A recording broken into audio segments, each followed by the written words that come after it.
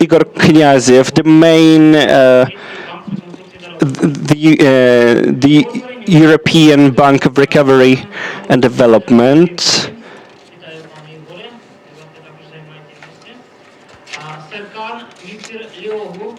Serkan Misleogu, that was construction. Please. Tetiana Korotka, deputy of the plenipotentiary. And we're also being joined by Irma Hrinova. I'll start with Mr. Petro. We have exactly 1 hour for a discussion. We could start now. Stay perfectly on time. First of all, I would like to thank the CBU and also the other organizer for the excellent work that they are done in preparing this event, and also for inviting me for this panel. Today's conference follows the URC 2025 that took place in Rome. And I think that we all know that next year, 2026, the URC conference will be held in Warsaw. And so, let's say we can consider that today is something that is a step forward, the new URC 2026. And I think that all the people that are in this room have the same goal, to be ready to rebuild Ukraine, as we have said before, according to the Build Back Better principle, and support also the future membership in the European Union of Ukraine. That is something fundamental for the reconstruction of Ukraine. But we have on the stage here distinguished representatives of multilateral banks and also private entrepreneur.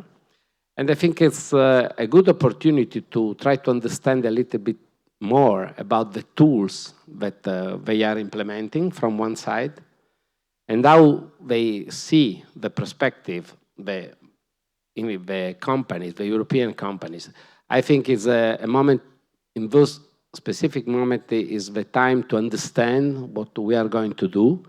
And so I think that there's a real good opportunity today to listen directly from them, their ideas.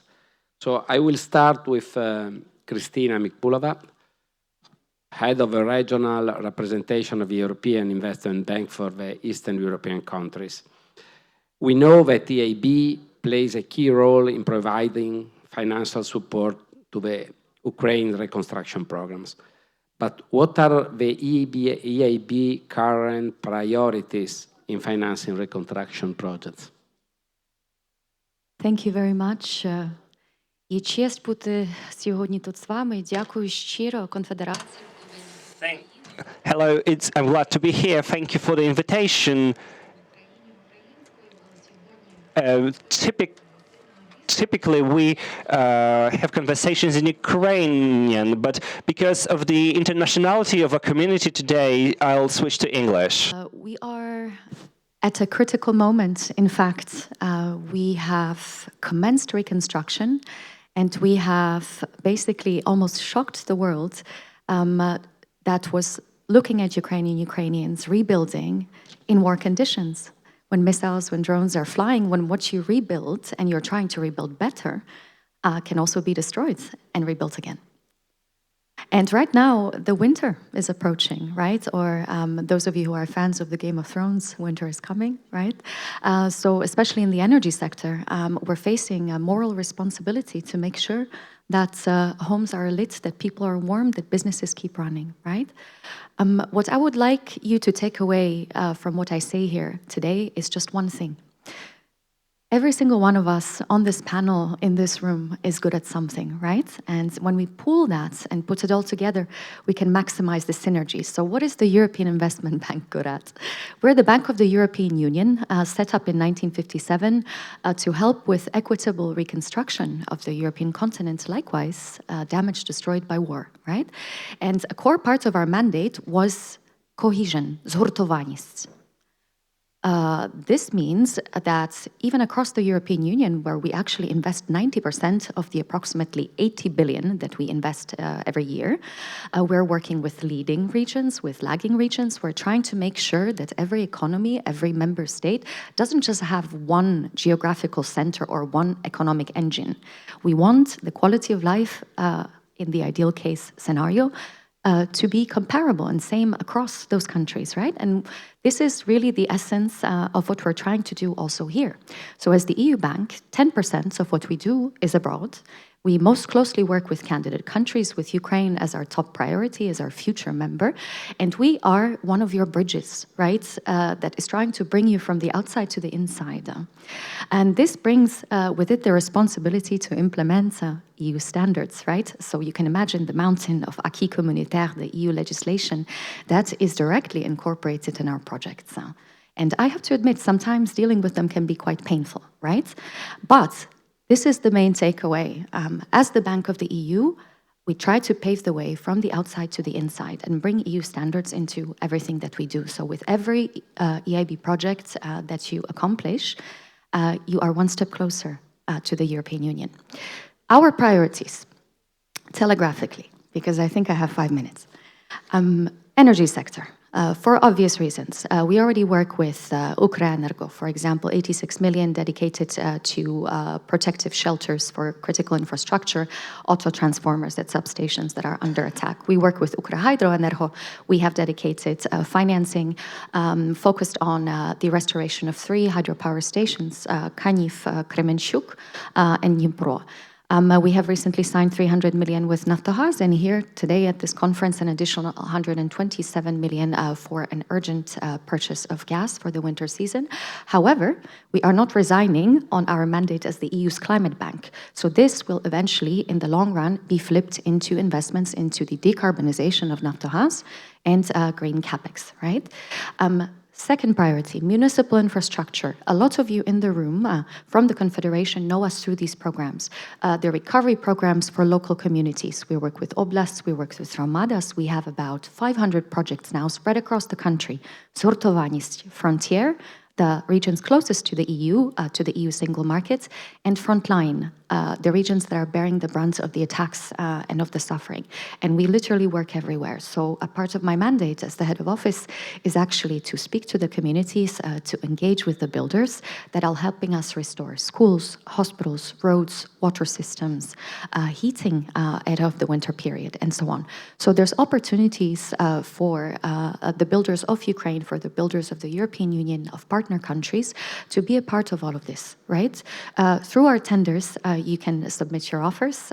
We definitely are there to explain, to help, to inform you when these are taking place. But those of you who work with certain communities and certain sectors, you know when this is happening. You actually don't need us, right? But if there's any challenges, we want to know about it. But the third priority is increasingly stepping up direct work to crowd in the private sector, right? And I'm sure that also my EBRD colleague has a lot to say about that one. Here, we're traditionally known as an infrastructure bank, but increasingly inspired and pushed by the European Commission, we're coming up with instruments to work directly with companies in Ukraine, and again, as the EU bank, strengthening the links of these companies with their EU partners. 2 instruments that I want to mention to you today.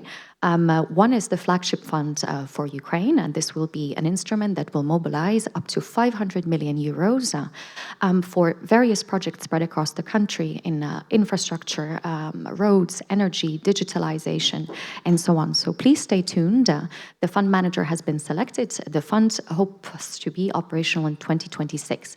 Second instrument is to stimulate the inflow of European Union foreign direct investment, right? It's a pilot that we will be running. We have mobilized money from the Ukraine facility, EU guarantees and grants that will help us, hopefully, mobilize up to 800 million in investment. And this is for larger corporates, right? So those of you who are not SMEs and you have EU partners, EU suppliers, you can apply to us with any project that is at least 25 million euros. That is the minimum threshold.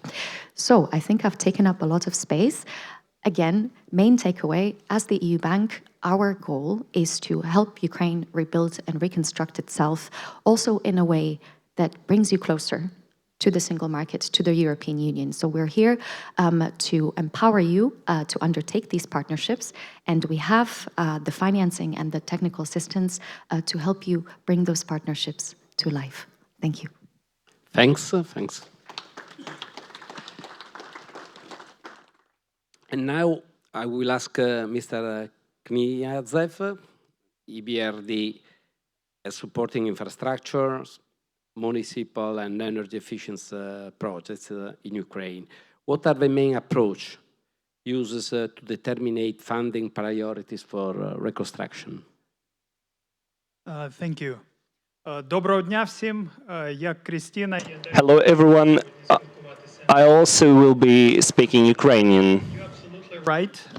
We indeed dedicate a lot of efforts to financing energy infrastructure, municipal infrastructure, and other projects related to this area. But in general, our priorities, given our mandate, include trade finance, support of private sector resilience, as well as food security. Since February 2022, EBRD has deployed over 8.5 billion in the economy of Ukraine. Today, we remain the largest institutional investor in Ukraine. In 2023, our bank took a decision to increase paid-in capital by 4 billion euros specifically to continue investments in Ukraine, both during the war period and in post-reconstruction period after the war. Speaking about priorities, first of all, we try to listen to our clients. We try to understand their needs. For instance, in the municipal sector, we work in district heating, water and wastewater, solid waste management, energy efficiency in public buildings, and public transport.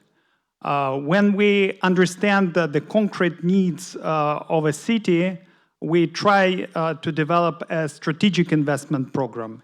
And from this strategic investment program, we identify some priority investment measures.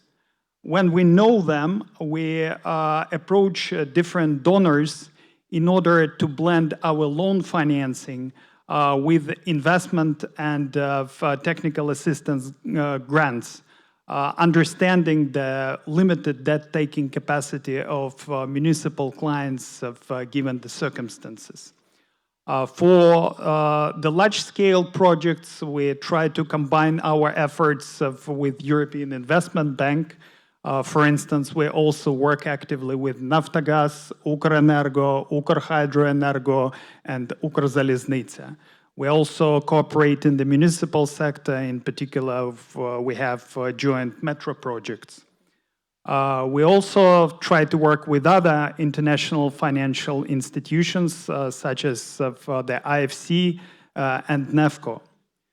Understanding the limited debt-taking capacity of municipalities, we also provide liquidity support for such municipalities. During the last 2 years, we started using partial guarantees. In particular, we used guarantees from the government of Spain and from the European Union for the benefit of our clients. We all know that Ukraine has lost over 20 gigawatts of energy capacities during the last 3 years.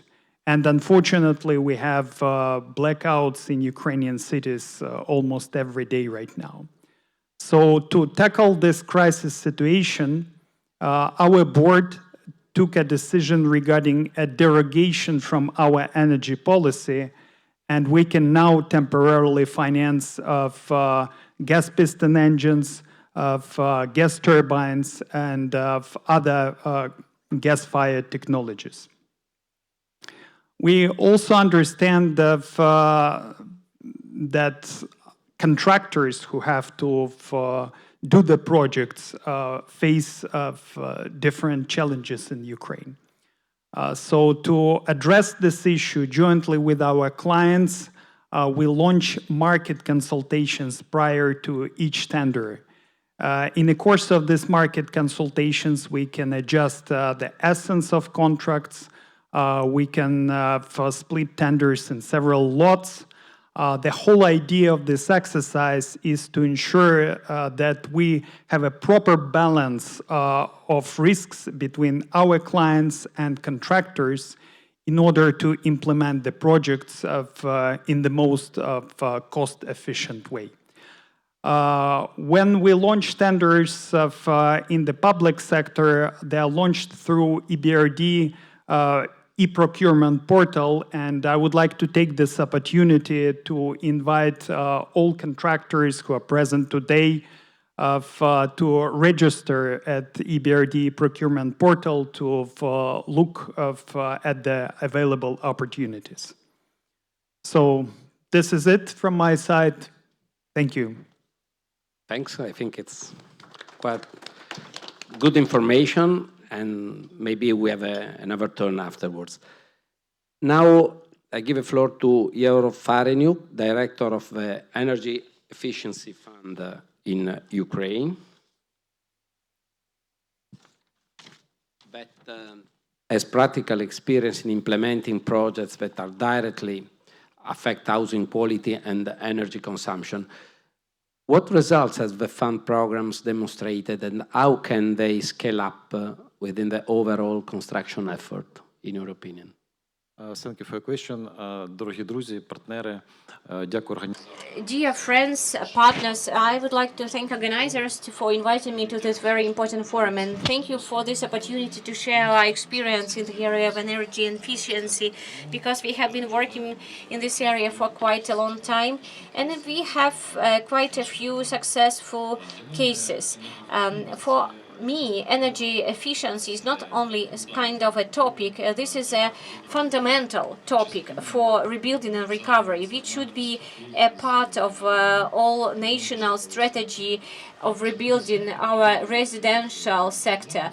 Residential sector and people who are living there are the most vulnerable part of our people, because there are so many multi-storied buildings, and in multi-storied buildings some things can be renovated very quickly, but on the other hand, in multi-storied buildings, another level of efforts is required.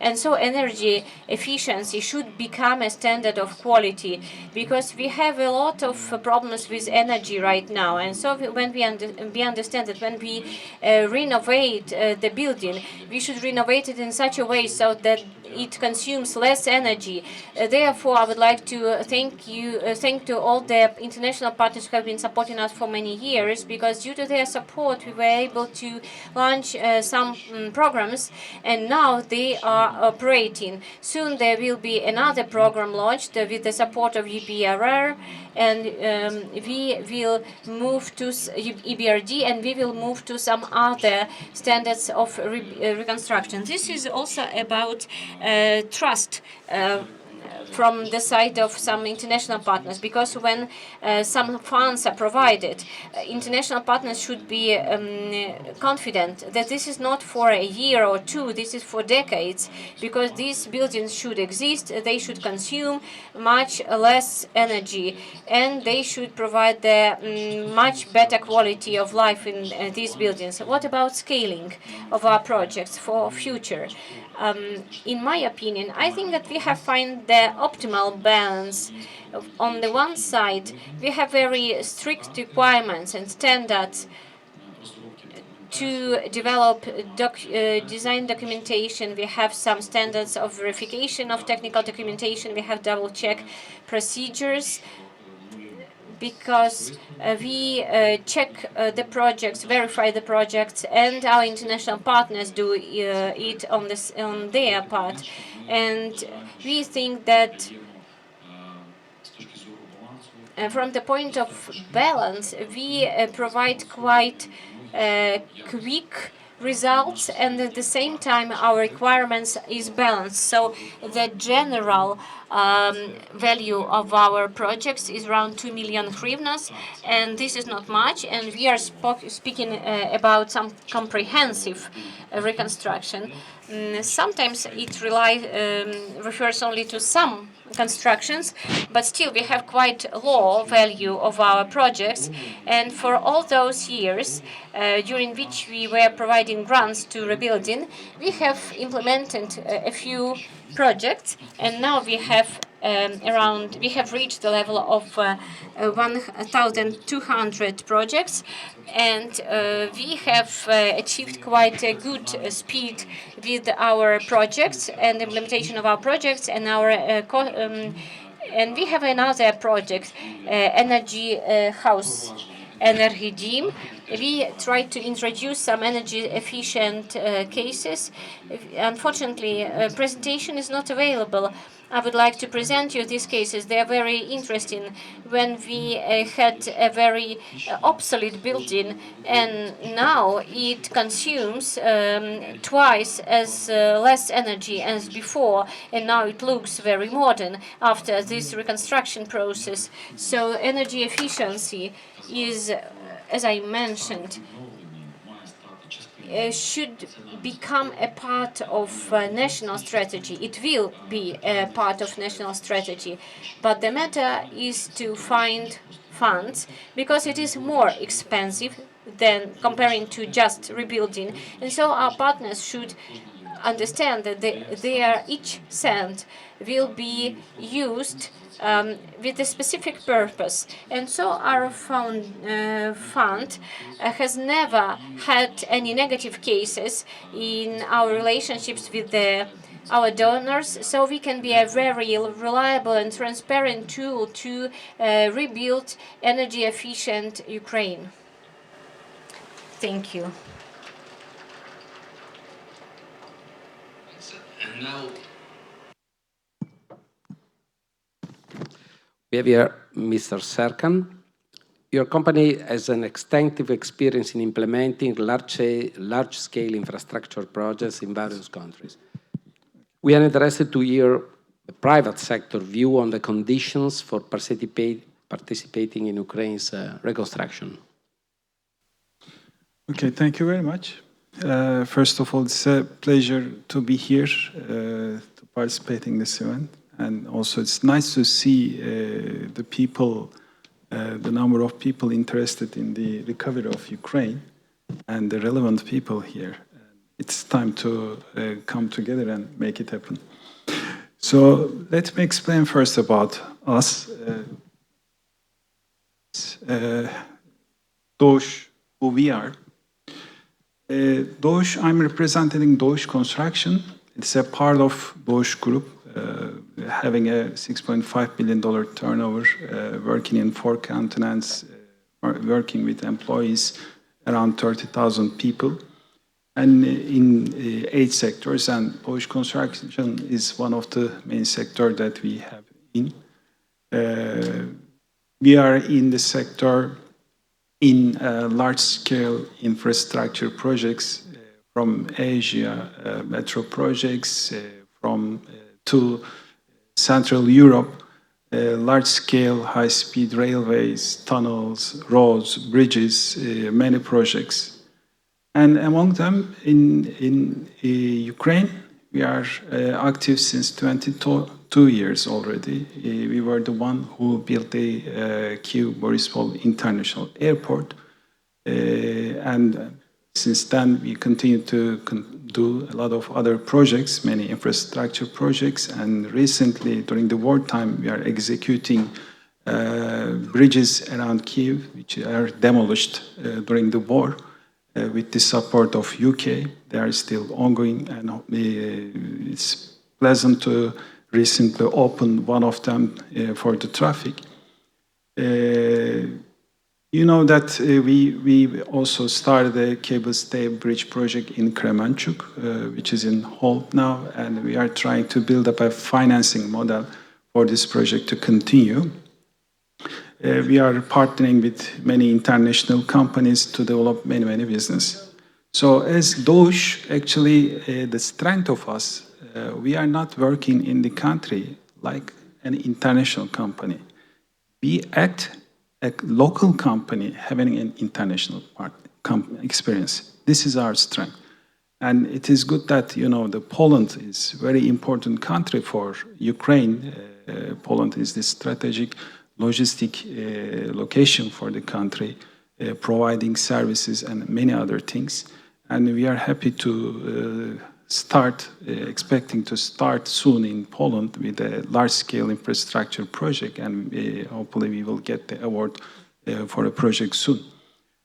So what can I say for the Ukrainian situation? First of all, you know that the country is very attractive for the international contractors. First of all, let's think about the scale and urgency of construction. Today, yes, the projects that we are going to do in the country, it will directly impact the social economic life. It will reconnect the people and it will restore the life. The second thing, it is attractive because there is strong international support and finance behind. We can obviously see it. That all the financial institutions and everybody are already engaged.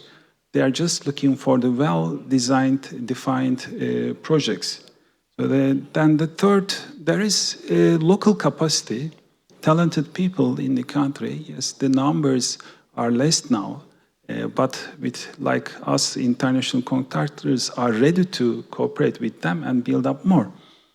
And of course, that we all know that there is a large volume of projects in the country going to happen.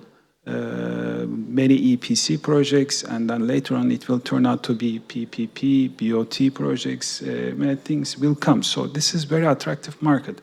But when we look at the existing situation, of course, that there are challenges and difficulties in the country. We know that the lack of energy, the workforce availability, material sourcing, or the financing combination of funding and to the important projects at this time. These are the challenges that we see, obviously. And what could help? Of course, there are things to be done in the country, what I observe during our recent experience as well, that first of all, predictable financing and payment mechanisms is very important. You know that all the contractors pay a lot of cost for the risk and uncertainty. So we need predictability. So we need the support of ECAs and government on this. Of course, that the country has a system of many of them maybe know that SIMETA-based cost estimation, tenders. We need a very well-defined and consistent tendering system, and the contracts, like you know that the international FIDIC type contracts would help international contractors to be more attractive in the country. Of course, that the partnership with the Ukrainian and international companies will develop more. Further, that I can say that we should avoid loop of approval mechanism which exists in the country. Today, I can count many of them in one process, like Teknazor, Designer, the Slujba, the service agency itself, the ministry levels, many approval mechanisms, making it very complex. We need a very simple, simplified process responsibilities clarified between the contractor, consultant, and the client, well-defined process, which is very common in the international area, that will make the ways open for contractors to be more attracted in the country. And also, I think that expectation of local material, local content is also should be reasonable level, considering the situation of the war in the country. So these are the things can be done. They are not difficult. This is simple process, I think, can be developed. What I can add now further. Now, today, the projects are related with the critical infrastructure, which will combine reconnect the people and restore the life. But the future, large-scale projects will come. So what we need we need a prioritization. We need systems to make it happen. So if we do it today, that we will be ready for the future of it. And as Deutsche Construction, we can be, as I said at the beginning, we are working in the country since 22 years. We work in the past. We are active in the country during the hardest time, during the wartime of the country. We are there, and we will continue to be there.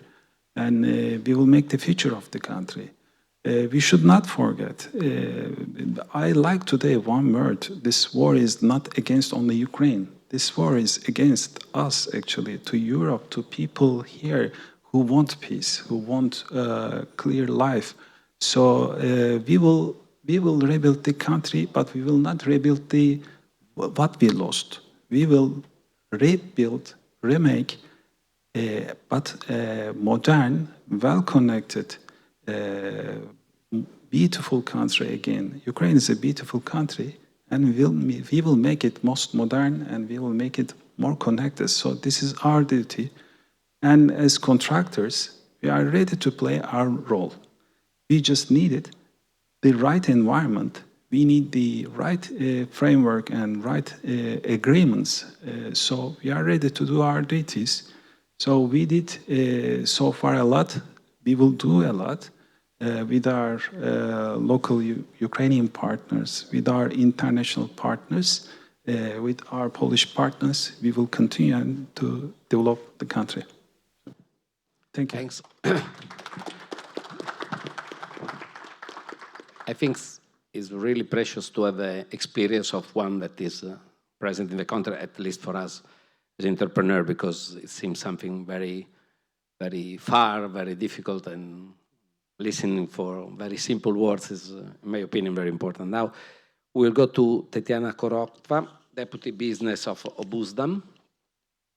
The Business of Obuzdam institution acts as a guarantor of fairness and integrity in relations between business and the state.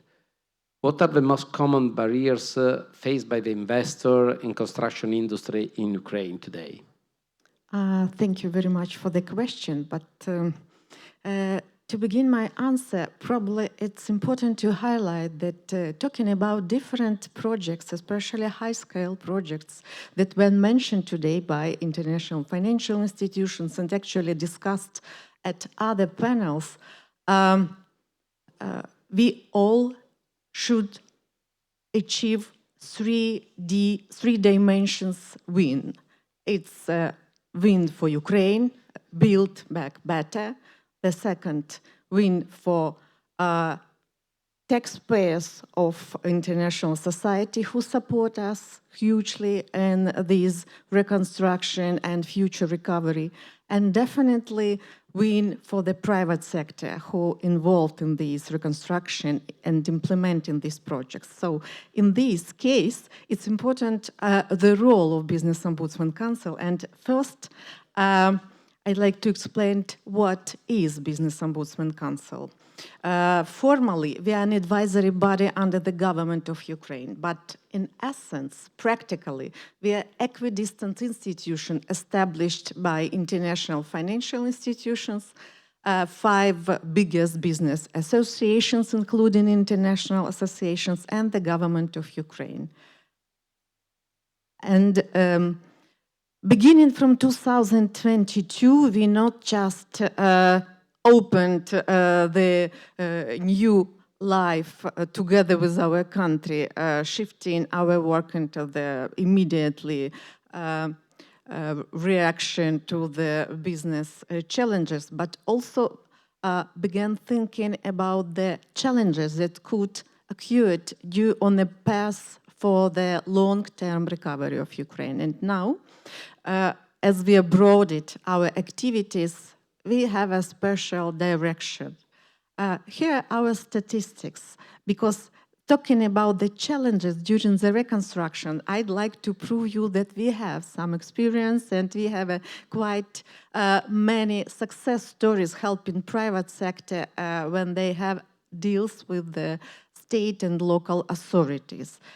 Now, having policy and recovery team, we also already achieved some success on this way. And working with the private sector, we also definitely begin with the identification with main risks and issues that are faced by the private sector. Because based on our experience, you know, construction, alternative energy, logistics, storage, consulting, manufacturing, and so on. It's our main areas of work. So the main challenges first lays in the area of security. All businesses before or working now or thinking about the future activity thinks about security. Security in the wider meanings, beginning with the physical security and ending with the guarantees and insurance. So this is an important challenge for the decision whether the companies are ready to work now or ready to think about it in the future. The second issue is public procurement. Yes, Ukraine established many years ago very good ProZorro system, but thinking about complex projects related to construction area, it's clear that the systems needs be more polishing and be more ready for procurement of such important and complex projects. Now we are working closely with the Agency of Recovery and their initiative of established to centralized procurement agency, because in the future, according to the logic of the government, at least current logic of the government, all projects that are related to critical infrastructure or roads or logistics local on a like national level will go through this procurement system. So to help this special institution polish their procedures, build their capacity is extremely important from our point of view. It helps us to not just to help businesses with the procurement. We can't do it, of course, we are not participating in the project, but to avoid potential risks in order to have good projects. And for sure, working in Ukraine with the systemic issues, we understand that enforcement bodies, sometimes tax administration, could have a special interest to companies from different reasons, and for these some of these reasons has a like systemic character, because it's more related into the current legislation than to the real problems that mistakes made by companies.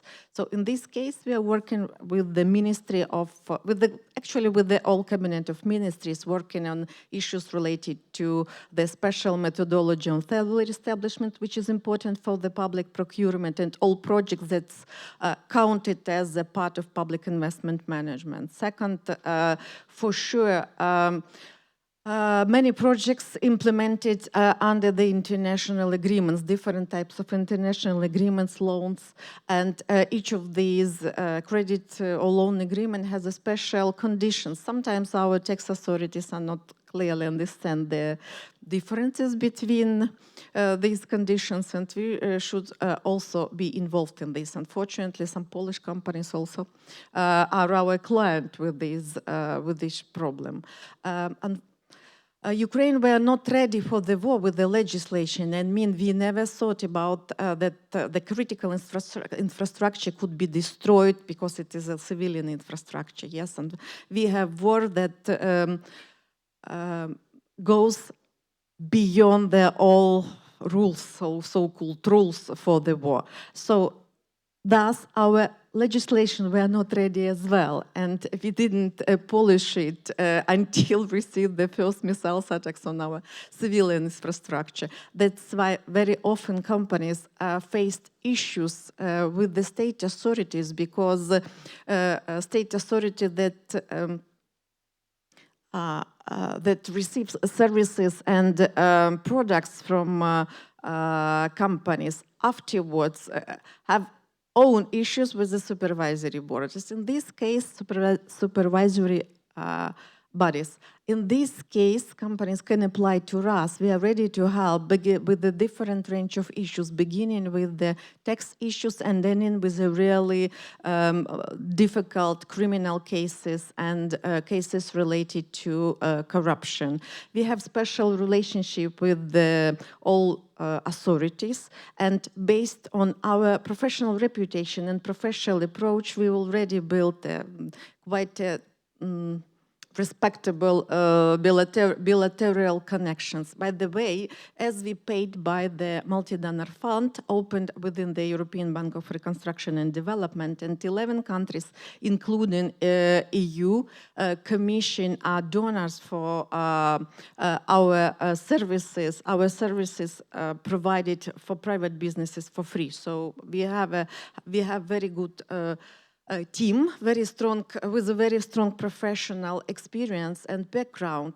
But at the same time, you shouldn't pay for these high-level services, because it's already like prepaid for the future as well. And all at all, I'd like to agree with Doge Group representative, because I'm very glad that such a big player on this market mentioning that FIDIC construction agreements and privatization, you know, all this corporate governance and so on should be implemented as well. It's not directly our responsibilities to help with it, but indirectly on a systemic level, we involved in the many discussion clubs and areas where this question could discuss and in details, yes, and we are ready to support in it, because it's an only way towards EU integration, not only formally, but also physically, with the logistics, with the railway, with everything, because Ukraine is a EU, and we do want to cooperate with all companies present on the EU market and introduce Ukrainian market on the EU market as well. Thank you very much. Thanks a lot. I think that we have time for a second round, so I will start again from Christina. What transparency and accountability criteria does the bank consider key to attracting additional investments? Thank you for this question, which is very important and resonating, I think, with all of us these days.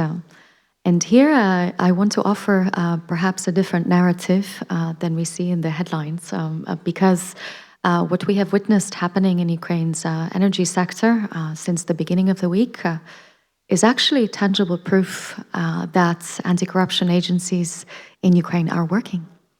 They're delivering, right, what they're supposed to do. They're not paper tigers, institutions that were created but are not actually doing their job. So I actually think that this is a positive signal to the markets. And if you listen to the opening remarks of the Commissioner for Enlargement from DG Nest, Marta Kos, this morning, she said precisely the same thing. As an EU bank, obviously, in all of our standards and procedures, we reflect the EU acquis communautaire, so EU legislation. I would like to make 2 points. One about procurement, because here, just as any other IFI, we have the principle of transparency as the basic building block. At the same time, we have a principle that we call proportionality, right? To structure the procurement process in a way that reflects the complexity, the size, and other aspects of the project. And I was reminded of it a few times when I visited small hromadas that are participating in our municipal infrastructure projects. One of them was in the Mykolaiv region, and I witnessed how this very determined hromada repeated the tender 5 times. Right? And still, there seemed to be something wrong, right?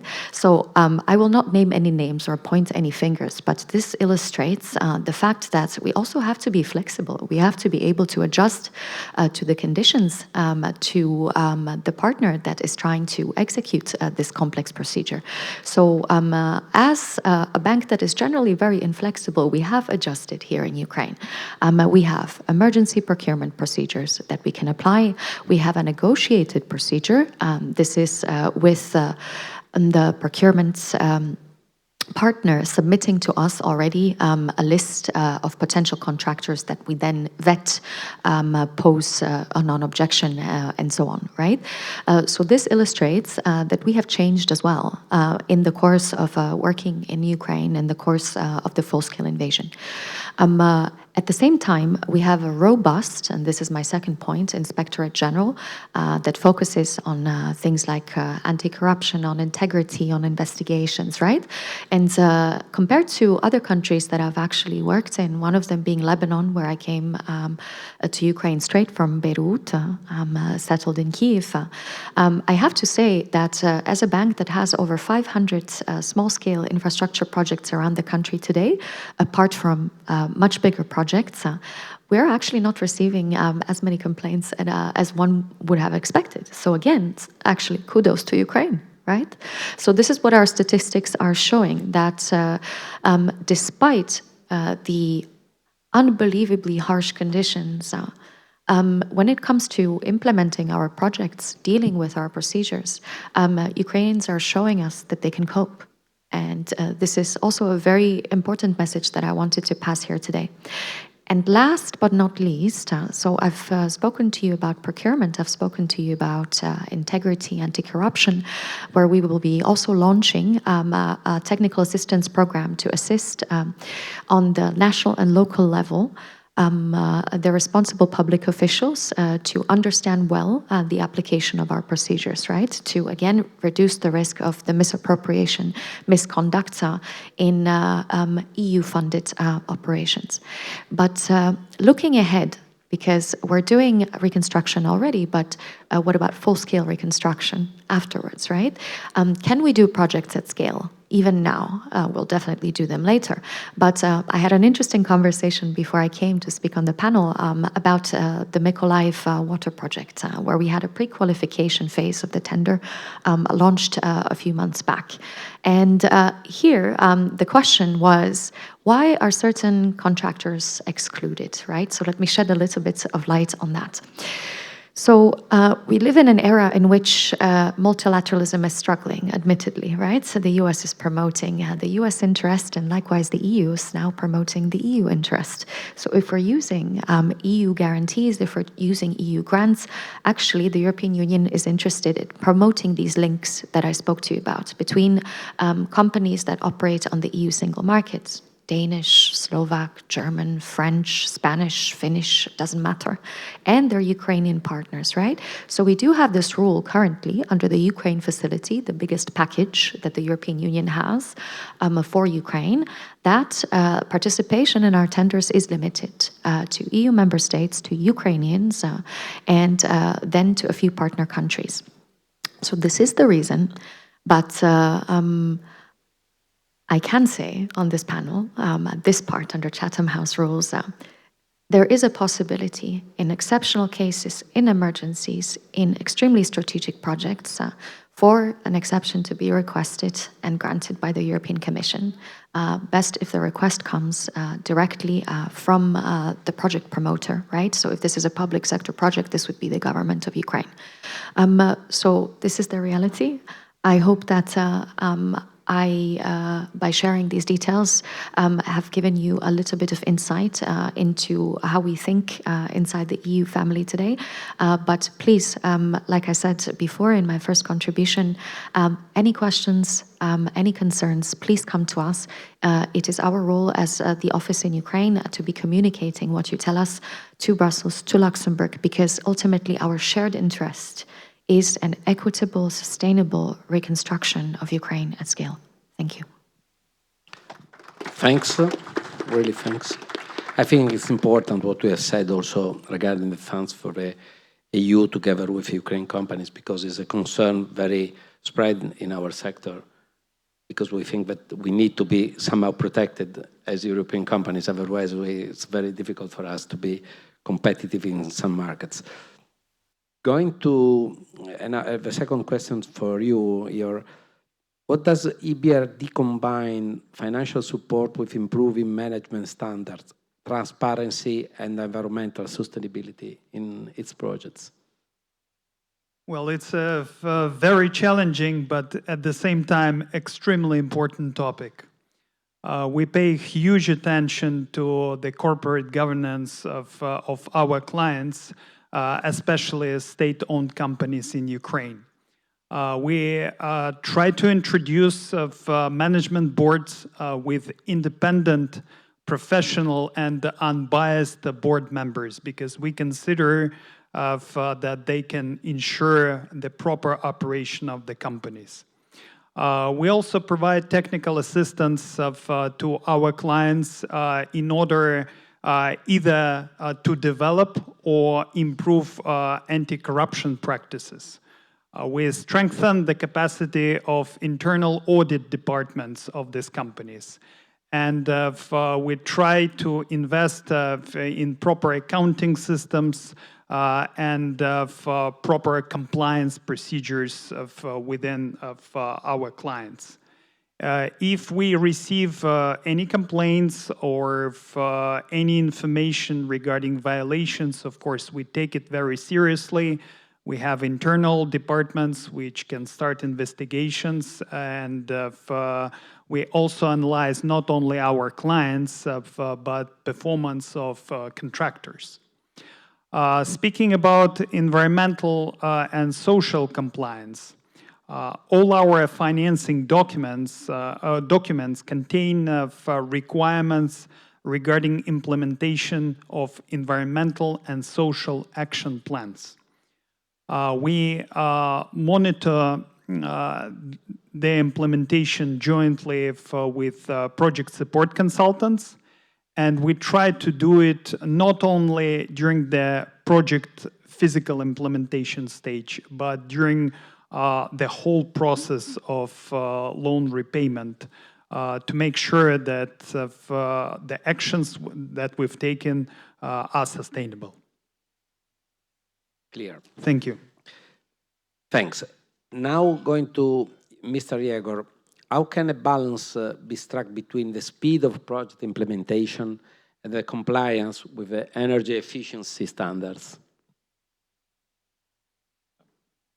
Впровадження взагалі енергоефективних Implementing energy efficient measures is quite costly, and it's not an easy and quick process. But on the basis of our experience, the average term of project implementation is around 1 year if we speak about some comprehensive reconstruction of the building. And we basically work with very specific people. We have very specific requirements, and we always teach those contractors through the processes of reconstructing or introducing some energy efficient measures. on how to find the right balance between the speed and quality and introducing some energy efficient standards. In order to do so, we need to have appropriate qualifications of a subcontractor, and we need to have experience of those who is a commission of commissioners. And so we see that on all the stages, each process should be accompanied in an appropriate way, and we have to set the regulations and requirements to all the contractors.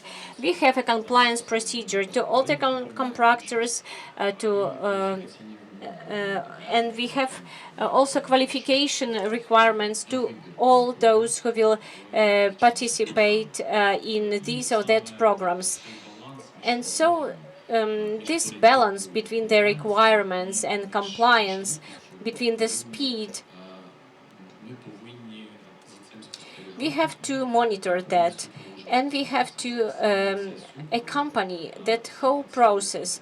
And basically, these requirements, selection requirements, are quite severe, and it enables us to quickly implement the project. And we see that, for example, if we speak about some complex energy recovery, when we not only build the way it was, but we do it in a better way. We do it according to some state-of-the-art standards of energy efficiency. This process can take from a year up to a year and a half, 2 years maximum, if this is a multi-storied building. So I think that this process can be speeded up, but the experience of the countries which just introduce energy efficient measures, we see that on the basis of this experience, 2 construction seasons is basically this deadline. But we know how to speed up, and I see that we can basically keep to our terms that we have. So when we restore multi-storied buildings and smaller buildings that were destroyed as a result of Russian aggression, we can. It's real that we can rebuild them within these tight terms, deadlines. Okay, and now, Mr. Serkan, what are the key factors that make Ukraine's reconstruction market attractive for the international contractors? And I want also to add, which is the cooperation with the local entrepreneur, with the local companies there? Because I think and I believe that there are a lot of strong companies in Ukraine with who is important to collaborate. And I don't think it's a good idea just to go there not knowing the local situation and how strong are they in our sector. Thank you again. Actually, I tried to summarize now more because in Ukraine, what we look for the environment. In a wartime, I'm living in Ukraine half of my time, and I see that even there is a war there, the life should continue.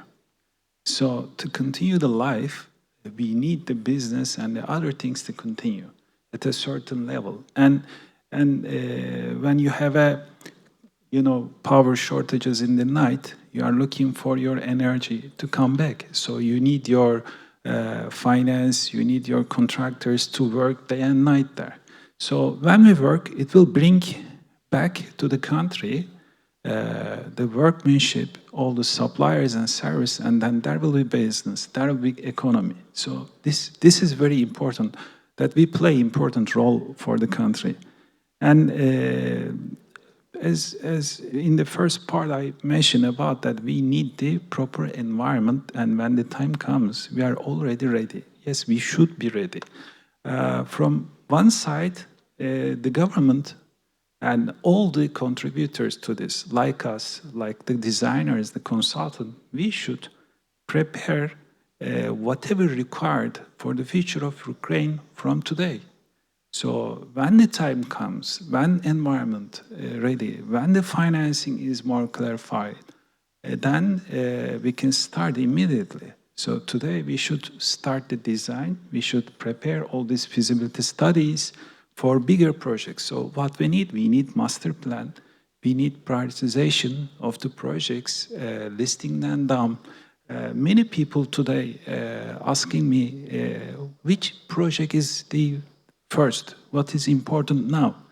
Yes, there is a list. There are lists of different people with different lists. Why? Because the importance of their project for them is for them important, for others different, you know, so it is changing. So we need more clear focuses for everywhere, and we should prepare these programs for today and for future, because this war will end sooner or later when it becomes that everything is free to do these things.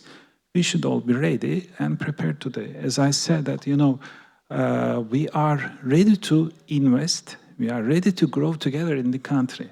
So we you know, the power of one person is, you know, one company is maybe something, but when it comes together with others, it will grow bigger and bigger. We can do larger ones.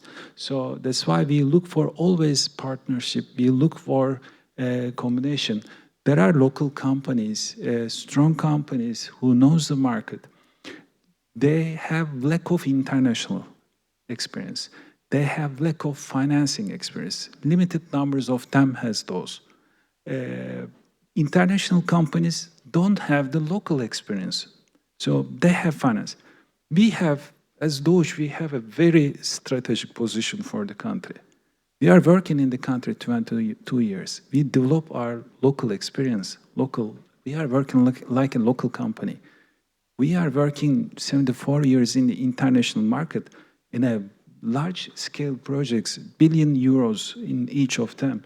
And we work on the finance model of them. We work EPCF, we propose the finance, we work as PPP, we work as a concessionaire.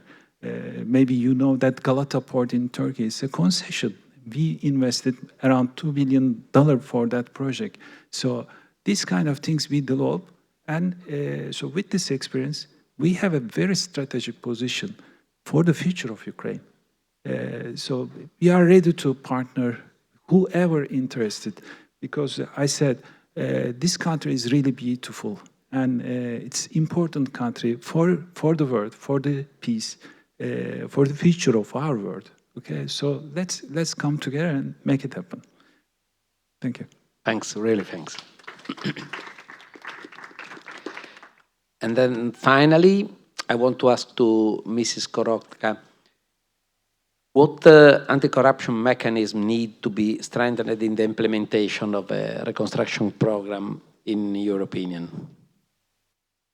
Well, there is no secret that Ukraine probably has the most developed anti-corruption legislation and rules, and they're quite strict rules. And as we mentioned today, also that unfortunately having negative events these days related to the area of anti-corruption in Ukraine. However, our anti-corruption bodies are working quite well. But thinking ahead about the reconstruction area, yes, Ukraine will be the huge construction site, and there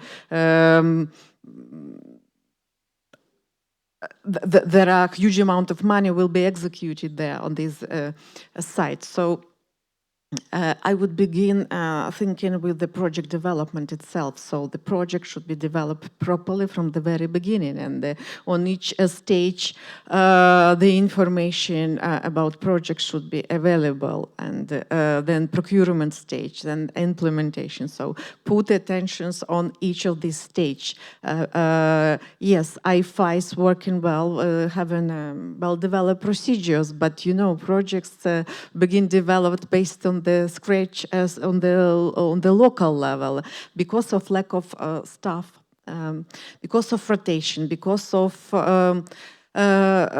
displaced people from local authorities. We have a huge gap in the capacity on the local level of specialists, and in order to prevent future issues, not even corruption or something untransparent, but just mistakes on the local level. It's good if international society with technical assistance projects will help build capacity for those people in order to work with investment management in a wider meaning. PPP is one of them.